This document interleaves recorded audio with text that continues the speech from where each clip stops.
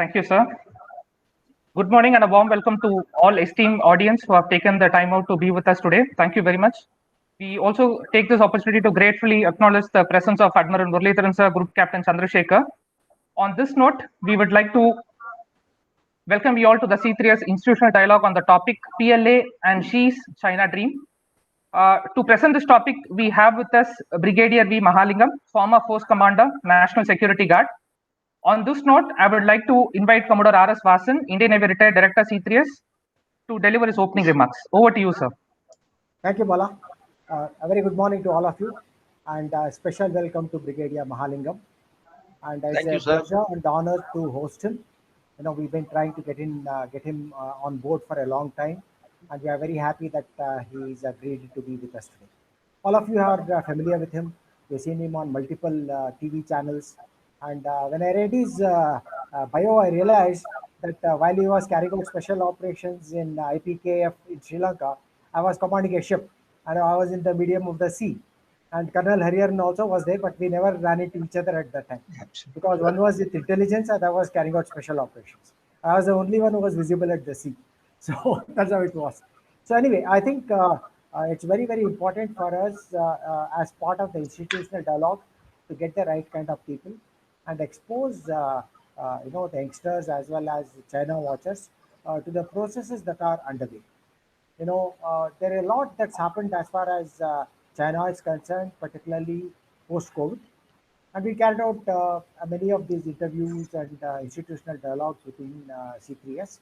We also carried out a webinar series, 4 webinar series, where we tried to decipher China. So over here, we are of course now trying to look at the PLA specifically and how the PLA's growth and its aspirations converge with the Xi's dream. And after all, the China's dream is now synonymous with Xi's dream. Having been anointed the core leader, a leader for life virtually. So, he is in a position to drive his ambitions across all domains. And PLA is an important component of his dream along with the party. So this is where, we have plenty to understand as far as how there is a certain amount of coordination and how the PLA is contributing to the Xi's dream all across. Remember when Xi came down here, the PLA was carrying out intrusions when he came down to Gujarat. Now, all this would not have happened unless he had total control. People at that time tried to make out and say that no, this is something to do with some kind of a difference that exists between PLA and Xi, but it's far from the truth. So they are well synchronized, they're carrying on with their mission, and there are set targets. We keep talking about the targets which are set for 2025, we're looking at the targets set for 2049. And so all these are important milestones to which Xi has made it a point to involve the party and involve the PLA and all other instruments of national security so that he is able to achieve his dream in a time-bound manner. Actually, the post-COVID actions did, I would say, come as a stumble block because all that was foreseen by Xi as advantage did not happen. It was about hiding one's strength, biding for time to do what he wanted to. Apparently, this did not work out this time, and obviously, some of these were preempted. So we have Brigadier Mahalingam, who is well versed with the entire topic, a soldier scholar. It is a great pleasure and honor to have you with us, sir. And it's over to you. And it will be moderated by Sridharan Subramanian, who is with us, and who also maintains a separate blog on Pakistan. And he calls himself Raptors because he's fascinated by the F-22. And even his email is Raptors. So over to you, Sridharan. All the best. Sir, thank you very much, Commodore. Before we, start the topic which we are eagerly waiting for from Mr. Brigadier Mahalingam, I would like to introduce Brigadier Mahalingam to all of you. He was commissioned in the Madras Regiment. He is now retired, of course, and is a defense and strategic analyst. He commanded an infantry battalion in high altitude. After Operation Blue Star, he was selected to raise one of the few fixed-class infantry battalions of the Indian Army. As commanding officer, he was responsible for the security arrangements at Oil India, New Bangagowan, Assam, for opening up of the blocked oil pipeline in 1980. He was wounded in the Battle of Basantar during Indo-Pak War 1971. Operation Pavan saw him in Sri Lanka on a special mission. He commanded a mountain brigade, his formation being the first to be inducted into the valley after the commencement of insurgency. He headed the Training Concepts and Policies Division of the Army, Training Command, the Army's think tank. He was awarded the Chief of the Army Staff's Commendation Card twice. Yes, Force Commander of the National Security Guard, Black Cat Commandos. He trained with members of the Special Forces of UK, SAS, US Delta Force, and Germany CSG-9 on Special Forces operations, as also with the Metropolitan Police, New Scotland UK, on hostage negotiations and crisis management. He contributes articles to the Center for Land Warfare Studies, CLAWS, Manohar Parrikar Institute of Defense Studies and Analysis, MPIDSA, Times of India blogs, Outlook, and Vivekananda International Foundation, VIF. His interviews have been published by Russia Today, German, Diplomat, and other magazines and newspapers. He also participates in debates on defense strategic issues in TV channels such as WION, Times Now, Republic, CNN, News 18. Though, of course, I should add here that I don't see him these days. Hopefully, we will see him back in action. He commanded Indian troops besides coordinating logistics of foreign troops, Canada and Poland, as a part of international component of the International Commission for Supervision and Control, ICSC, in Laos, Vientiane. He was part of the team involved in the planning and execution of repatriation of the first batch of US prisoners of war from Vietnam. This is the brief introduction of Brigadier Mahalingam, and we are looking forward to hearing from you. A request to all participants, kindly mute yourselves and post your questions in the chat box so that we can take them up in the end. Bala will do the needful at the end. The topic of today's talk is an excellent choice. Knowing Brigadier Mahalingam and his extensive insights, we are assured of an exhilarating discussion about to happen. Before we start this, why is there a China dream at all in the first place, and what is it? I would think that the China dream is there because China is has deeply imbibed the three concepts of heavenly mandate, son of the heaven who rules the Middle Kingdom, etc. That is Zhongguo, Tianzi, and Tianjia. This is the noble intention which they want to convert the barbarians into a Sinicized or civilized world. The Chinese dream has been touted since Deng Xiaoping's time. It is nothing new. Deng Xiaoping called it as reinvigoration of China. Then Jiang Zemin called it as the great reinvigoration or rejuvenation of China. Xi Jinping has now decided that the time has come for the China dream to be implemented so that the whole world can become Sinicized or come under the hegemonic ambitions of China. CCP knows pretty well that it needs legitimacy. CCP has always looked for legitimacy from people because it usurped power from Chiang Kai-shek and Kuomintang. So legitimacy is an important part of any autocratic cabal, for that matter, and not more so for CCP. And Xi Jinping has sold the Chinese dream to his people. And this dream he has welded or meshed it well with his international ambitions of being a hegemon. The other aspect of this legitimacy is to tell the people that you may have to face problems if you want to implement this dream, China dream. And this China dream will raise your quality of life, will see China as a powerful country, will make China achieve the ambitions of the previous emperors, etc. The Great Leap Forward, the Cultural Revolution, Mao Zedong's times, etc., all devolved under the patronage of PLA and the PAP, People's Armed Police. So these are the two pillars on which the CCP leaders have always thrived upon. Similarly, the current assertive nature of Xi Jinping, whether it is in the Indo-China Sea, as we call it, the South China Sea, and Ladakh and elsewhere, or East China Sea, etc., is also dependent on PLA's support for Xi Jinping. With these few words, I setting the stage for the future, the upcoming talk by Brigadier Mahalingam. I now invite him to come and present your talk. Thank you. Good morning, ladies and gentlemen. At the outset, I would like to thank the head of the Chennai's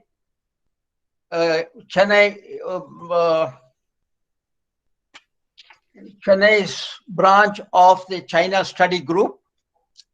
And secondly, I'm also very happy at the fact that I am speaking to a crowd from Chennai because I was brought up and I studied or did all my schooling in Chennai itself. Having said that, as Mr. Sridhar brought out earlier, the topic for today's discussion is PLA and Xi Jinping's China Dream. Now, I shall initially take on the China Dream aspect, which is a bit monotonous, and I will thereafter go on to see how the PLA got linked to China Dream. Then we shall see how Xi Jinping and the China Dream changed the entire profile of PLA. That is what I shall be trying to do today. Now, as you are aware, Xi Jinping became the General Secretary of the Chinese Communist Party in 2012. Right at 2012 November, he went out to the Road to Rejuvenation exhibition, which is part of the Chinese National Museum. And there he was accompanied by the entire Politburo Standing Committee. As you may be aware, Politburo Standing Committee is the final and the highest decision-making body of China. And there he spoke for the first time about China Dream. Having done that, he kept on talking about China Dream wherever he went. Now, for your information, this Road to Rejuvenation exhibition is a permanent exhibition, and it exhibits everything right from the first Opium War till today, with special emphasis on the century of national humiliation, that is from first Opium War, that is 1839 to 1842, and thereafter till the end of Sino-Japanese War, which ended in 1945. Now, as far as Xi Jinping is concerned, he thinks that realizing the great rejuvenation of China is the greatest dream of the Chinese people in the modern history. Now, after this, the Communist Party of China took on the responsibility of propagating the idea of China Dream. Firstly, they used all available means to them, especially the People's Daily, which is the voice of the Communist Party of China, and the propaganda machinery of the CPC. And they propagated this idea of China Dream as the political manifesto of the party, as also for the country's future. They said that this is the China Dream, is the mission statement. So accordingly, the China, as I told you, Xi Jinping, as I told you, he felt that achieving the national rejuvenation is what he wanted to do. Now, how did this work? First of all, the mental trauma and the past losses which Chinese suffered during that period which I mentioned, the defeat and the severe humiliation united the people and gave them the identity. Secondly, the very term, that is national rejuvenation, is deeply rooted in history, and the people of China were very nostalgic about this particular issue, and they felt that they were very keen that the national history as also the culture and the achievements that they did is recognized. China refers to this humiliating humiliating experience which they underwent under Japanese as also the Western imperialists. They consider it the national trauma. After suffering great decline in the nation's strength as also the status, the Chinese people now have the strength and the determination to ensure that their national strength and the status are revived. And that is China Dream. Now, is there a problem with that? Yes. First and foremost, the world doesn't understand what this China Dream is all about. And most of the people don't understand and don't know Chinese history. Secondly, as regards the Chinese history is concerned, the perception of the Chinese and the rest of the world differs vastly. For example, when you take the 9-dash line, the Chinese keep repeating ad nauseum that 9-dash line is the maritime boundary of China in the South China Sea. Whereas the world doesn't understand what this imaginary 9-dash line is all about. And the next issue that comes is that whenever there is aggressiveness on the part of Chinese, we, the rest of the world, sees as aggressive action by China, particularly in respect of some border dispute that they have. Whereas China say that they are not aggressive, but they are just trying to defend the land that has been left to them by their ancestors. Now let's see how is it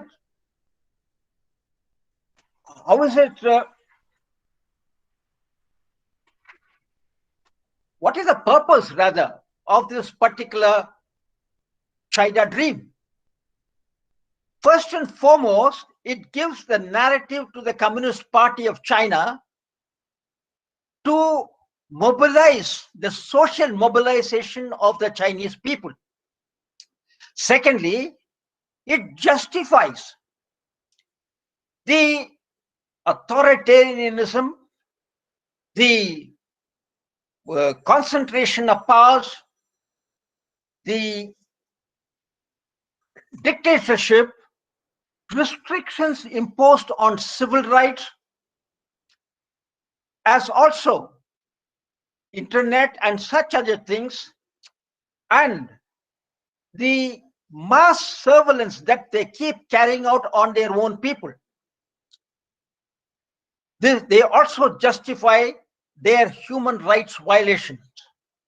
The authorities keep going around and telling their people that all these measures are required to achieve the great national rejuvenation and China Dream.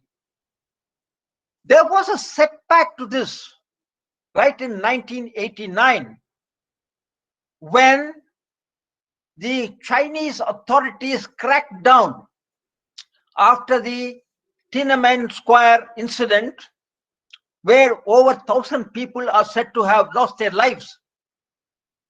And this was followed by the fall of the 3 communist governments in the Eastern Europe. They call this as the 3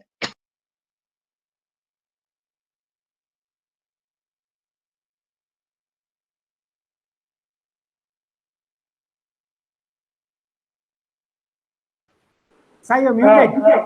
That's Mahalingam, Sai, you're muted.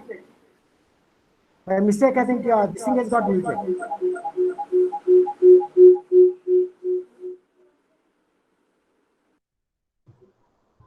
Brigadier, you just have to unmute yourself, Brigadier.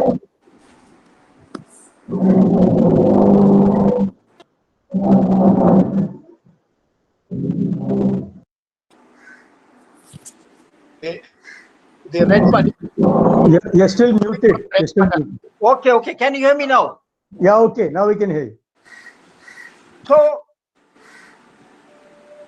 they believe that the incidents, I'll repeat it again, there was a setback to this national rejuvenation issue in 1989 when China cracked down on its own people after the Tiananmen Square incident, where thousands of people are said to have been killed.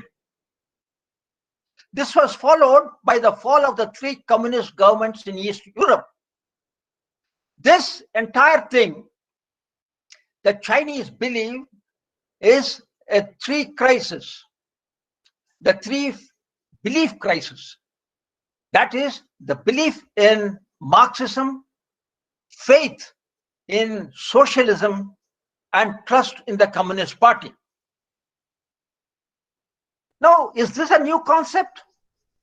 It is definitely not a new concept. Every single Chinese leader, starting from Sun Yat-sen, has been talking about great rejuvenation, with the exception of Mao Zedong. Mao Zedong talked of class struggle to depict everything, starting from cultural revolution, civil wars, and foreign imperialism. Briefly, in 1982, Chou Enlai came out with another slogan, 4 developments. They are development of agriculture, industry, science and technology, and also the military. Deng Xiaoping, who came thereafter, he abandoned that, and as earlier Mr. Sridharan said, he gave the slogan, invigoration of China. Now, having seen this, let's see how this got, the China dream got linked to PLA. Right from the beginning, Xi Jinping has been saying that a strong military is integral to the issue of national rejuvenation, as also China dream. And secondly, he has enlarged the scope of modernization of the PLA to include deployment of PLA overseas. Thirdly, he has been articulating the need for a strong military for power projection, as also for the purposes of military domination. Lastly, but not the least, he has linked the need for a strong military for the need to China's interest, the need to maintain China's interest, both within the country and abroad. Now, let's go over to the PLA per se. Now, as far as the PLA is concerned, till the beginning of 1991, PLA was essentially a land-based military with nothing much about either technology or firepower to talk about. It is the Operation Desert Storm, which came in 1991, which opened the eyes of the Chinese people and the Chinese leaders. They saw with their own eyes the technology, the firepower, as also the use of satellite guidance for moving the missiles for missiles interception rather, and precision bombing, as also taking on the tanks on ground from air by using missiles, electronic warfare, and then the one-way transparency of the battlefield. That's most important. And lastly, but not the least, it also gave them a clear idea of the stealth bombers. It is at that time the Chinese hierarchy decided that they will have to modernize their PLA. Therefore, the modernization of PLA did not start with Xi Jinping or China Dream, but it started right from the time of Jiang Zemin and Hu Jintao. Hu Jintao continued with that. Now the point is,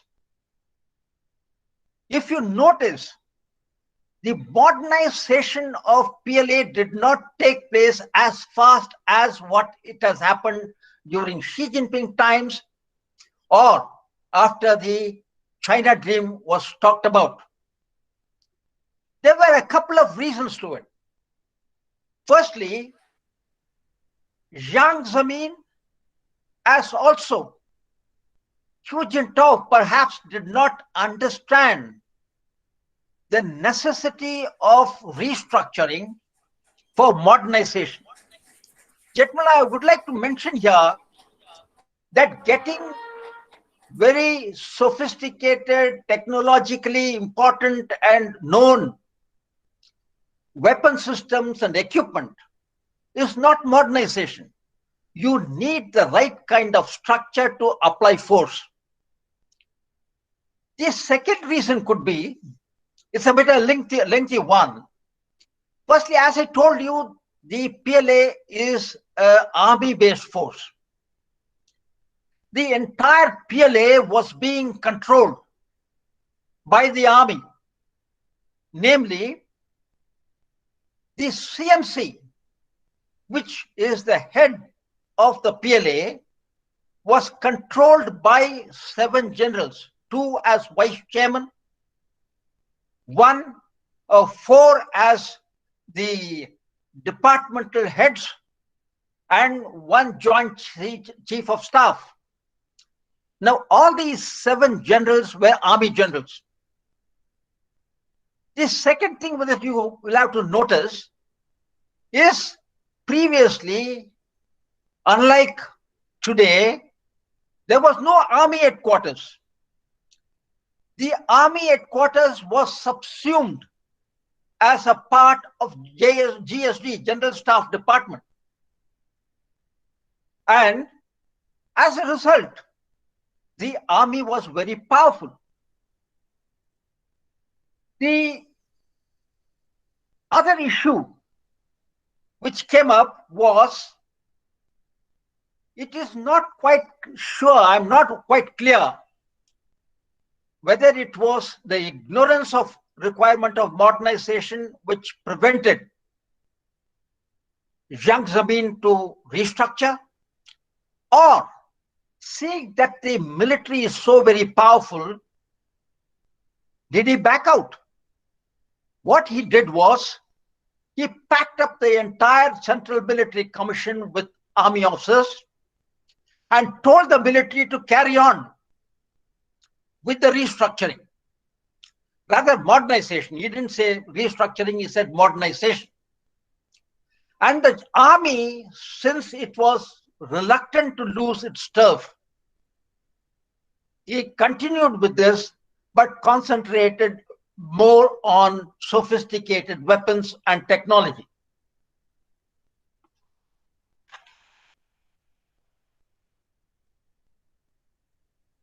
Now, it is at that point in time that Xi Jinping came in.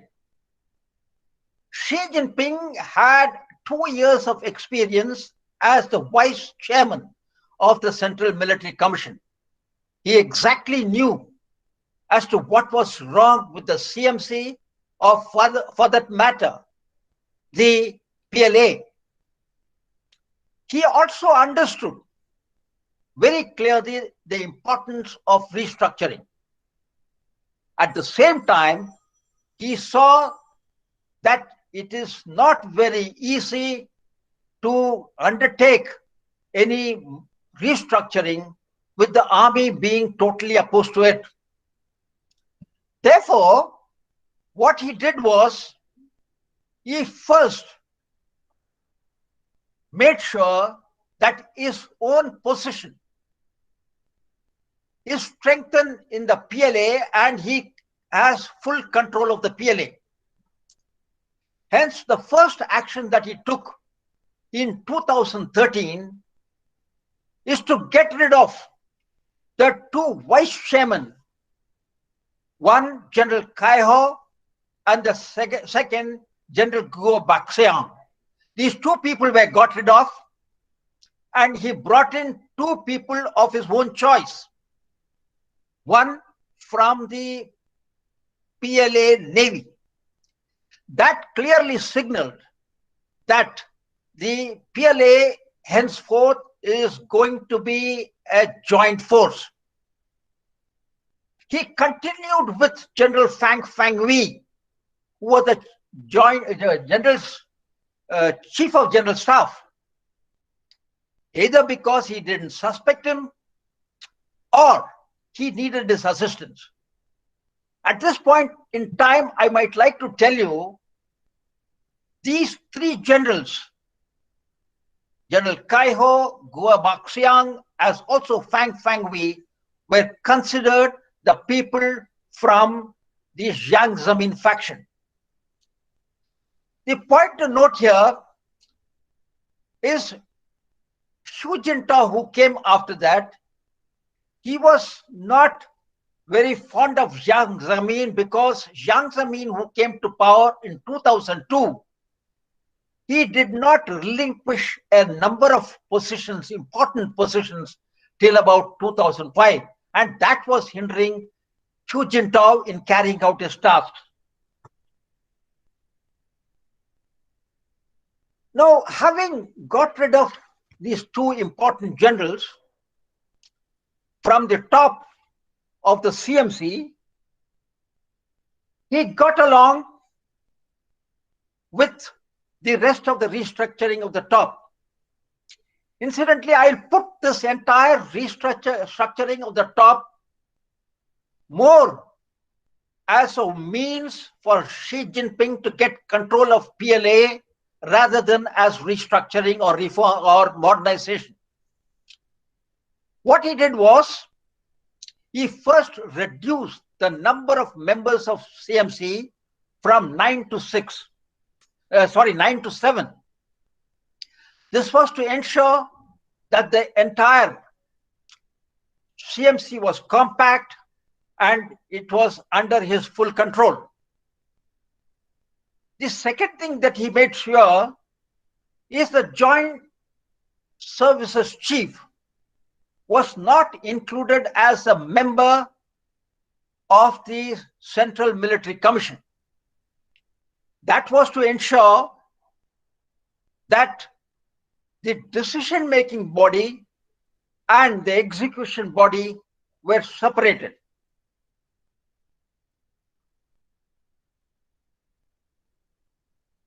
Then he went on to take action against first 50 generals basically on corruption charges and got rid of them. It is possible they were from the Jiang Zemin group which he had marked. And then about 100 generals were forced to swap positions so as to ensure that there was no clique. Gentlemen, in this process, he packed up the entire CMC with people of his choice. And thus, he seems to have gained full control of the Central Military Commission and perhaps subsequently the PLA. Now, at this point in time, I'd like to slightly digress and tell you that unlike Deng Xiaoping, who was neither the president, nor the head of state, nor the General Secretary of Communist Party of China, he was merely a chairman of the Central Military Commission. On the other hand, incidentally, both of them were known as paramount leaders. Xi Jinping was all combined in one. Besides this, he earned the title of Commander-in-Chief of the Joint Force. In addition to this, he became the top leader, or rather the chairman of every single leading small group in the country. Leading small group in China, incidentally, as the name suggests, is a small group. It's a think tank consisting of experts on that particular field. They examine the specific issue told to them by the party, and they come out with a suggested course of action. In addition to that, if you have been noticing Xi Jinping time and again, he has not named any successor to him after the 5 years of tenure. Usually in China, after 5 years, the successor is named by the president or the Communist Party head, the General Secretary. Therefore, he does not allow any leadership to emerge. The example of Jack Ma, which we saw recently, is a clear indication that he does not tolerate any criticism or anyone trying to take up the leadership role. And then he has kept a full tenure in his hand, that is 15 years. Sorry, the full tenure, that is unlimited tenure in as far as he is concerned. Why I wanted to bring this out is by 1st January 2016, he seems to have gained complete control of the military. Having said that, he then went across to, just a second.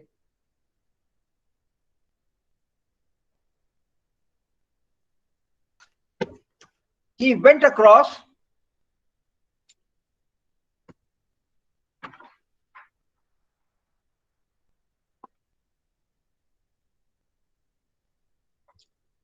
to prepare himself for the restructuring that he was planning. The first thing that he did was to bring up the topic of restructuring in the 3rd plenum of the 18th Congress. Bringing this up in the Congress, the Communist Party meeting, he involved the Communist Party in the restructuring process so that there is no question of anyone opposing it. And he ensured that his thing got the legitimacy. The restructuring got the legitimacy. And then secondly, he established a new leading small group exclusively for the purpose of examining the issue pertaining to the restructuring of the military. And lastly, on the 1st of January 2016, he brought up a paper titled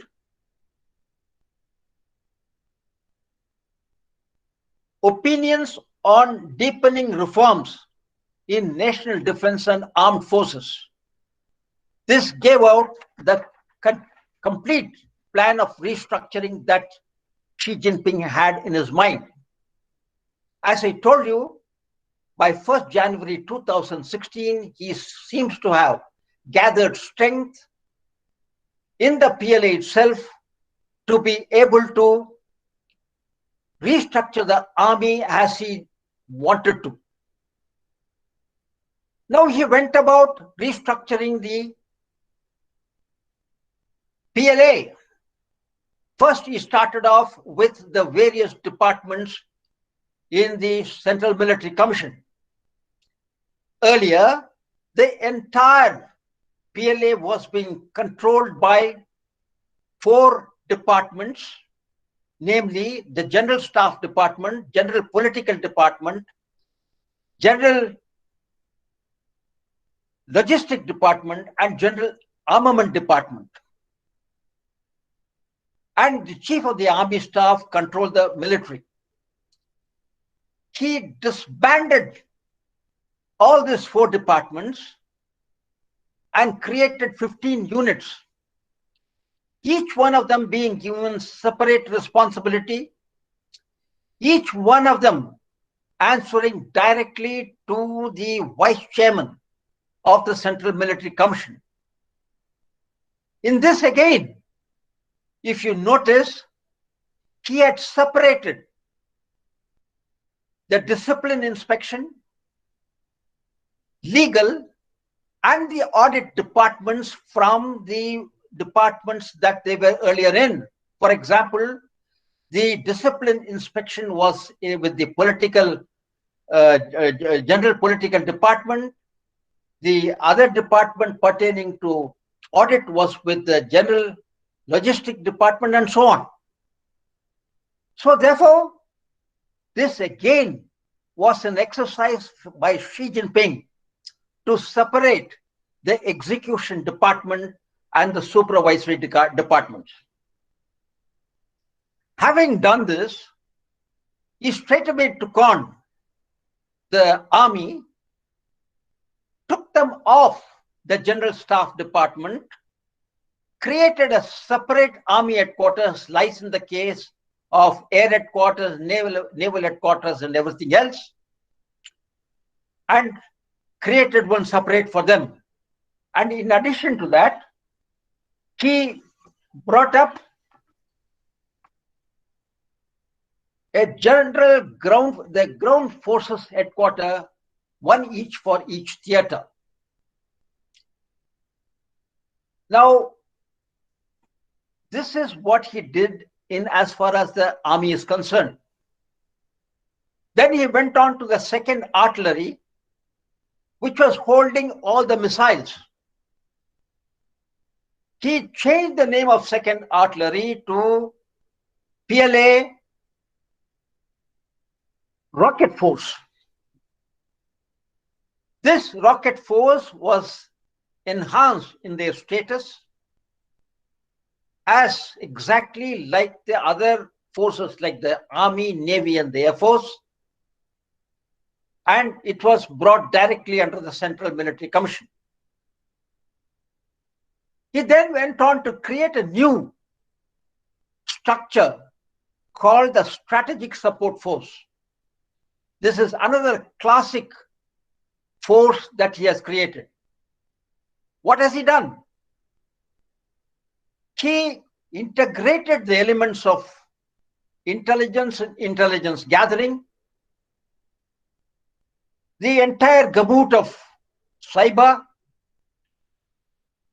aerial space, as also the electronic warfare outfits which were there in China, put them together and created this force.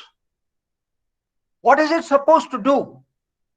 It collects intelligence from all available sources, including from the cyber, electronic warfare, and the aerospace. Thereafter, synthesizes them and produces the marketable information. It has its own communications and digitally communicates intelligence to all commanders, right from the tactical level to the strategic level. This is a unique force. How did he get the elements from? Where did he get the elements from?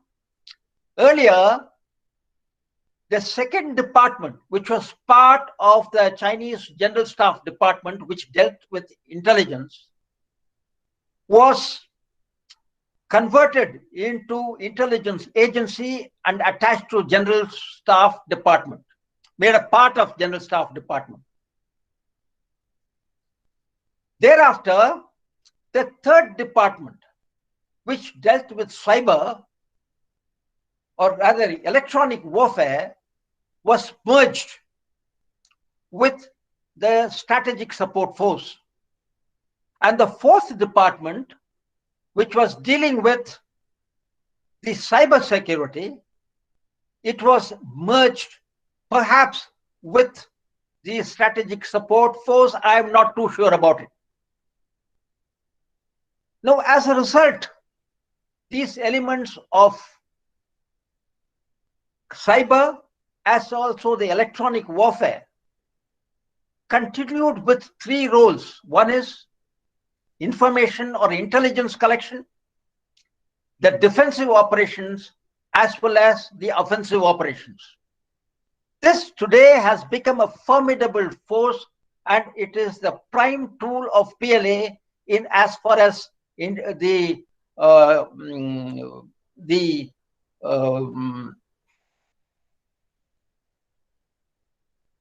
as information warfare is concerned. Sorry. Then he created the Joint Logistic Force. This is yet another classic action that he has taken, which has benefited China and the PLA tremendously.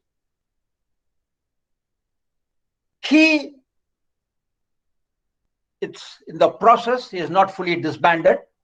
He has disbanded all the logistic support elements with each of the services separately, namely Army, Navy, Air Force, etc., and created a joint logistic force which will cater for the requirements of the Army, Navy, and Air Force, of everything combined, like your medical, supplies, ordnance, etc. In this process, he has been able to reduce the manpower in the PLA to a large extent. The overall effect, gentlemen, just to let you know, Xi Jinping announced in a military parade in Beijing that he was reducing the strength of the military by 3 lakh troops. And then he reduced the number of group armies, which is equivalent to an Indian corps, from 18 to 13. Thereafter, he went on to the PLA Navy. PLA Navy, which was taking care of the coastal defense, was given offshore defense at some point in time. Thereafter, Xi Jinping added the far seas protection. Therefore, PLA Navy today is also involved in overseas operations. What did he do? First and foremost, he created a law which permitted Xi Jinping to deploy PLA outside China's borders. And then he created the Djibouti base. This is the second base China has after Gwadar, though they don't accept Gwadar is a military base of China. Here again, I would like to slightly deviate and talk to you about what the entire scenario there is. Firstly, the Djibouti and Gwadar, in addition to what its role is with regard to Pakistan and Xinjiang, has taken on the role of relating to Middle East and the Belt and Road Initiative of China.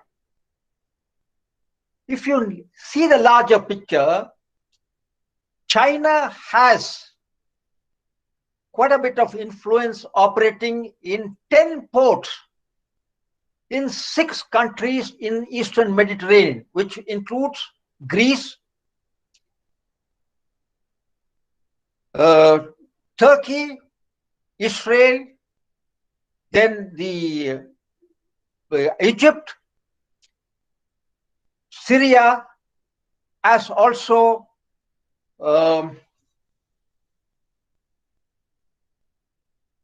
Lebanon. Now, if you see the entire thing, with Gwadar, China is able to control all movement in the Persian Gulf, in the and in the Indian and the Bay of Bengal. Brigadier, you have 5 more minutes. And secondly, in as far as the Djibouti is concerned, it controls the entire Red Sea. So with the total of the ports in the Mediterranean, the Red Sea control and the Gulf control, China at any point in time, if it desires, it can control the entire Middle East. I've been given 5 minutes. I'll quickly run over the rest. The next issue that it did was it created a PLA maritime force. This force is primarily responsible for amphibious operations. At the same time, in the Middle East, it may act as a force which may be employed as and when required. You must understand there are a lot of infrastructure, Chinese infrastructure in these areas, and they are all vulnerable to security threat. And then it took out the Coast Guard and placed it under PAP. PAP, as you know, People's Armed Police. It has got 5 lakh troops, and it placed it under them. PAP, incidentally, was originally under state control and the control of CMC. It has been placed totally under the CMC. And the rest of the bureaucracy relating to maritime issues have been grouped together and created a state oceanic administration. Now let me come to PLA's Air Force. As far as PLA's Air Force is concerned, he collected all the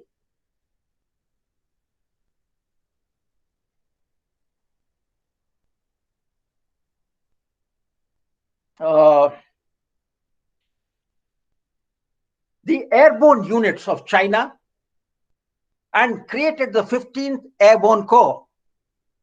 This corps has got 6 airborne brigades, 1 special operations brigade, 1 support brigade, and 1 aviation brigade. This is how he has organized it. And with this, I come to the end of my lecture. Let me quickly bring out a couple of points. If you notice, after Xi Jinping came to power and the so-called China Dream came in, the entire profile of PLA has totally changed. And not only with the PLA, he has also taken action to strengthen the country's defense industries, defense industrial base. Today, China is constructing its second aircraft carrier, indigenous one, and then China has already produced its indigenous aircraft engine. Thirdly, what he did was he went over to the 19th Congress and gave the timeline, and that is the restructuring to be completed by 2035 and PLA to become the world-class army of world-class force by 2050. I'll end with a thought. The Belt and Road Initiative and linked to it the digital Silk Road which China has rolled out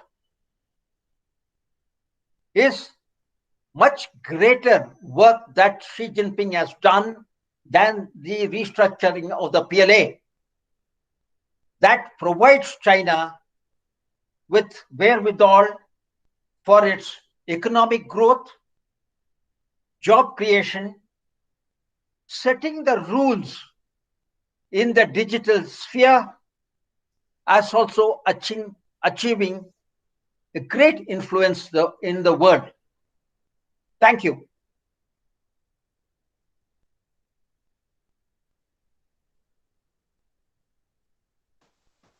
Thank you, Brigadier Mahalingam. That was a wonderful presentation where you covered the broad spectrum of events starting from Deng Xiaoping's time to the present, not only political, but also the military, and how the dream was built up as a continuous process from those days. In fact, going back even before Mao Zedong's time, Sun Yat-sen and others, the Republican Party. And then you have covered in a very, very detailed manner about how PLA was restructured, how Xi Jinping gained control or the confidence of the PLA.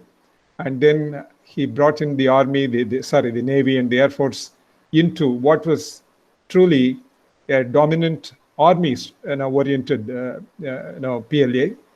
And how the Belt and Road Initiative, as well as the foreign bases that have been set up and things like that, PLA-RF, PLA Strategic Support Force, and the Logistic Support Force have contributed towards making PLA one of the dominant forces in the region, if not the world, and how they have contributed towards building up the China dream of PLA, of Xi Jinping.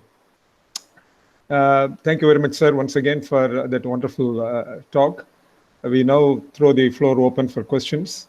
Bala, if you can take over, please. Thank you, sir. There is a question by Mr. Shivam. He has asked, is really China behind the Mumbai electricity incident? If yes, then how should India prepare? Come again, sorry? Is China really behind the Mumbai electricity incident? If yes, then how should India prepare? See, there is no short answer to it. As you are aware, China has been doing this sort of thing not just with India, but also with a mighty country like United States. What we need to do is firstly strengthen the cyber infrastructure that we have, and also ensure that we have alternative means of communication in every sphere, especially in areas of military as also in the economic sphere. Other than that, I don't see there is any method by which you can stop China for interfering with this. In fact, as per their strategy of integrated joint operations, which they have developed as a part of this particular thing, employment of the strategic support forces, cyber elements are going to take a major part in firstly paralyzing the Indian government and paralyzing the military. This is one of their main strategy. Therefore, the necessary alternative means of headquarters, alternative communication methods, and also strengthening the cyber infrastructure, as also the electronic warfare infrastructure that we have to carry on with. Next question is by Colonel Hariran, sir. He has asked, we should also note that Xi Jinping has radically improved the informatization and jointness of operations, as well as integrating civil resources with military resource in the research and logistics. Your comments, please. Yes, Xi Jinping realizes the entire issue very clearly, and he sees he has a strategy, and above strategy, he has the power to implement whatever he thinks he needs. In as far as this particular issue is concerned, Xi Jinping would implement this. You wanted to know about? Integrating civil resources with military resources in research and logistics.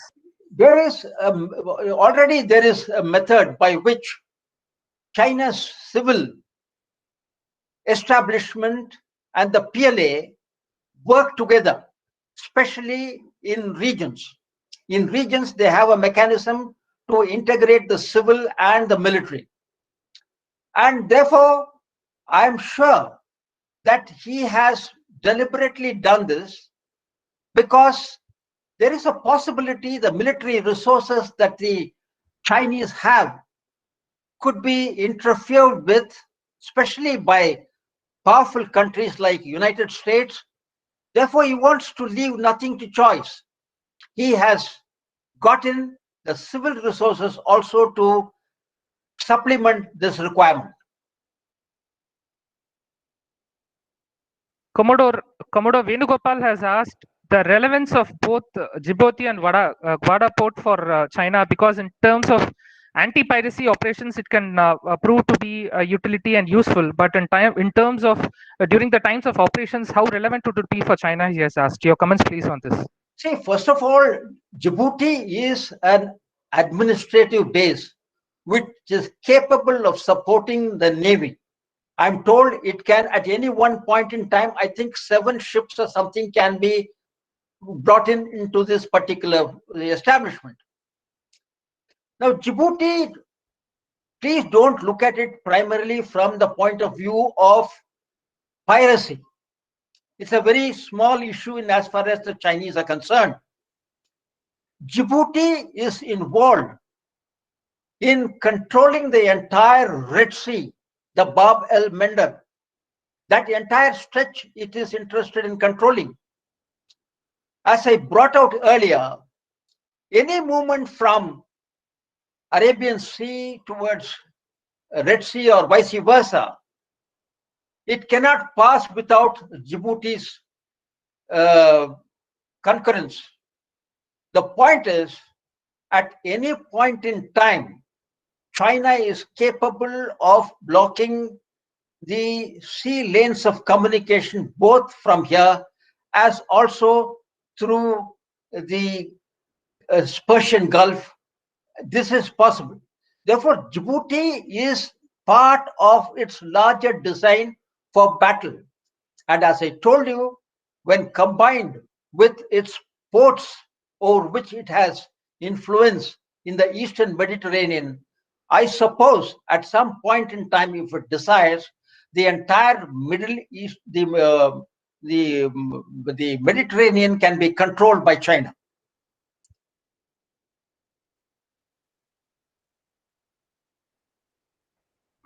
There is another question by Colonel Hariharan sir. He has asked, could you please throw some light on the PLA Special Forces operation and how does China utilize them in integrated force operations during attack? This is the first Special question. forces, as I brought out, its employment is similar to the employment of our special forces. It has integral air power. In fact, as I told you, it is a part of the 15th Airborne Corps. The 15th Airborne Corps is an entirely a different entity.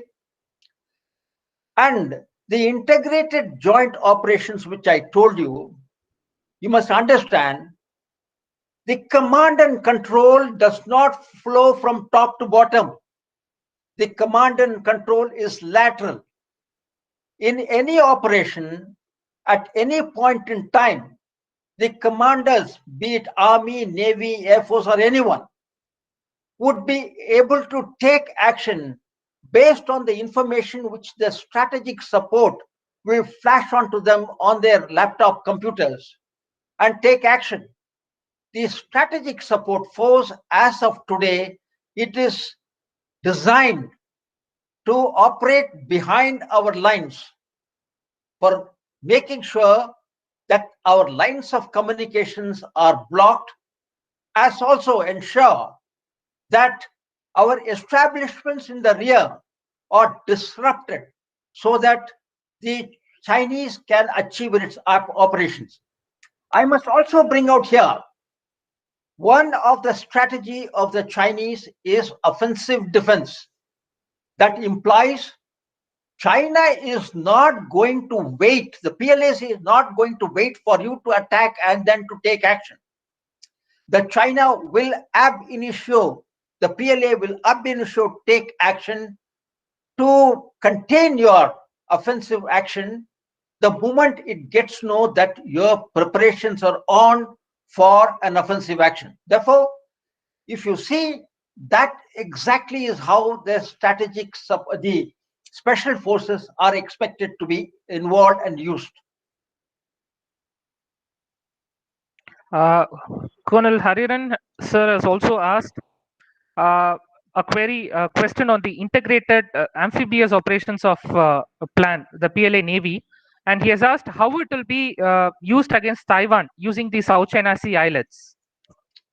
See, as far as Taiwan is concerned, Xi Jinping, I remember having said once, the Chinese, the Taiwanese, or the people who live in Taiwan are part of the Chinese. He had said, we cannot kill them. That is what Xi Jinping once mentioned in one of his discourses. Therefore, I really am not too sure if he will use the amphibious operations in Taiwan to launch an attack or something. But at an appropriate time, when China thinks that the Taiwan could be taken over by Beijing, he might use this force to land at appropriate places in Taiwan to take control of the Taiwan and to ensure that their military doesn't interfere with Chinese operations. This is what I understand. Thank you, sir, for patiently taking all the questions. Now I request Sridharan sir to take over and give the concluding remarks. There was also one comment by Commodore Venugopal. I leave it to the moderator to proceed with the proceedings. Over to you, sir. Commodore Venugopal, if you can quickly, briefly, put your point across. Thank you. Thank you, sir. Can you hear me, please? Yeah, having been to Djibouti and seen the naval base of the Chinese, I can tell you that there are a couple of facts on ground which is not understood by many people who keep talking about Djibouti. One, the base is located in such a place that it is just about 30 miles distant from Camp Lemonnier, that's the US base. Secondly, adjacent to the Camp Lemonnier is a French base. Djibouti, incidentally, was a French colony. and the influence of French is predominant in Djibouti even now. So China can utilize their facilities for logistic support or the counter-piracy missions, fine. There is no problem on that. But in the course during an operation, during hostilities, it is the prerogative of the host country to permit any country to use their base for offensive operation. And in this case, it is very unlikely that Djibouti would permit Chinese forces to operate from Djibouti during any hostilities due to the influence of US and the French predominant influence. Thank you. Thank you, sir. My apologies. There's one last question by Commodore Vasan, sir. He has asked, what is your assessment of why PLA withdrew from the LAC? Why? Why the PLA withdrew from the LAC? As far as the LAC is concerned, the China perhaps was not able to achieve what it wanted to. On the contrary, India has been able to occupy certain important heights, which it was not very easy for China to vacate. And also, if India had decided to expand its occupation of those positions, it would have been in a position to dominate and interfere with the Chinese movement on its Chinese National Highway G219. Therefore, China perhaps felt that it was time to get India to take out the troops from those heights. In addition to this, it is also possible that China felt that the India's getting closer to United States may be further enhanced if it continued to keep the positions in Ladakh. Therefore, it is possible as a means to see that India doesn't get closer to United States, it might have withdrawn. But nevertheless, as of today, that the threat has not diminished. It's still maintaining some of the positions in Depsang Valley and the other places. And it is only the future talks which are likely to take place may decide on that. That is my take on that. Thank you, Brigadier Mahalingam, for a wonderful discourse today. Thank you all participants for being here and asking very relevant questions. The question and answer session was very good. I conclude the session at this point of time, and thank you all for being here today. Thank you. Thank you, sir. Thank you very much, sir. May I now request my colleague, Ms. Nisha, to deliver the vote of thanks, please?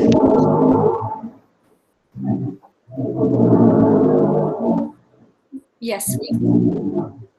A very It is my privilege this day to deliver the vote of thanks in conclusion to this C3S institutional dialogue on the subject of the PLA and Xi's China Dream. Firstly, I take this opportunity to extend our heartfelt thanks to our speaker for the day, Brigadier V. Mahalingam, former Force Commander, National Security Guard, for his insightful and comprehensive talk, which has contributed greatly to our understanding of the China Dream as envisioned by Xi Jinping.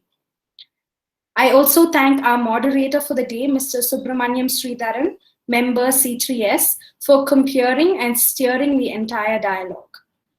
Our sincere thanks to Commodore R.S. Vasan, Indian Navy retired and Director C3S, for his invaluable guidance and support, without which this event would not be possible. I take this opportunity to place on record our deepest thanks and appreciation to all the esteemed members of C3S for their insightful inputs and valuable perspectives, which have contributed towards making this an engaging and enlightening dialogue. I thank all the participants of this institutional dialogue for your support, interest, and questions, which has helped make this a productive event.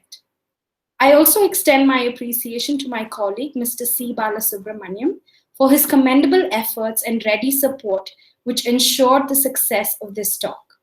Thank you all once again, and Jai Hind. Thank you, Nisha. Thank you.